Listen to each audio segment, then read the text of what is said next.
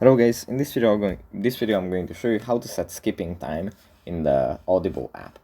First, we have to open up the app, and here it opens up in the home menu where we have some titles and a little bit of an overview of the app. From here we just go into the profile menu, which actually opens up like this. Then we tap on the cog icon in the top right corner, then we tap on player, and here if you scroll down we have skip forward and back.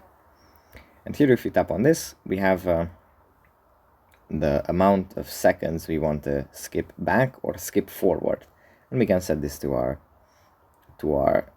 desire. It's either 10, 15, 20, 30, 60, 90 seconds from which we can choose, but the default is 30 seconds, so you can leave it at that as well. But that's basically it. I hope it was helpful for you guys, and I'll see you in the next one.